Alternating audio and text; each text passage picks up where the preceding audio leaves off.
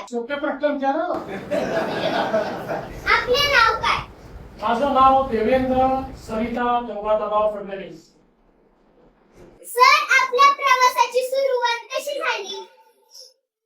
या प्रवासाची सुरुवात ही एक विद्यार्थी चळवळीतनं झाली.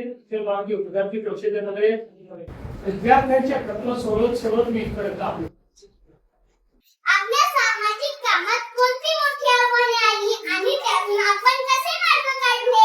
कुठल्याही सामाजिक कोणात आव्हान असतातच. जेव्हा तुम्ही समाजात आता काहीतरी करायचं असतं त्यावेळी प्रत्येक ठिकाणी जी व्यवस्था असते ती आपल्याला बदलावी लागते.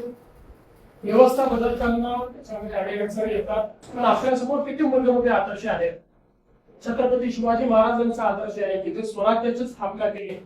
त्यांना स्वराज्याची स्थापना करताना मुलाची लढावं लागलं, काही तुम्हाला स्वकीयाची लढावं लागलं, पण त्यांनी त्या आव्हानांचा सामना करून व्यवस्था उभी केली. आपल्यासमोर भारतरत्न डॉक्टर बाबासाहेब आंबेडकरांचा आदेश आहे. चांगलं काम जर आपण केलं तर चांगल्या कामामध्ये आपण यशस्वीच होतो, कधी अयशस्वी होतो. ओके.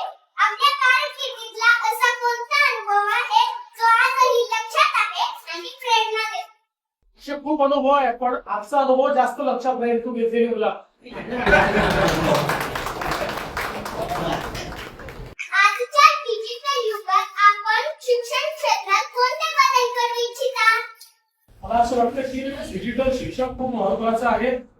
आणि आज या शाळेमध्येच एक अतिशय सुंदर डिजिटल लॅबचं उद्घाटन केलं. ही इंटरॅक्टिव्ह आहे. त्याच्यामध्ये विषय देखील आपल्याला श्राव्य माध्यमातून पाहायला मिळतो. त्याच्यानंतर त्याच्यावर प्रश्न देखील आपल्याला विचारता येतात आणि त्याच्यावर आपल्याला परीक्षाही देता येतात. मला असं वाटतं की आता डिजिटल युगामध्ये डिजिटल शिक्षण हे अत्यंत महत्वाचं आहे. प्रत्येकाकरता डिजिटल शिक्षणामुळे शिक्षणाची दारं उघडलेली आहेत.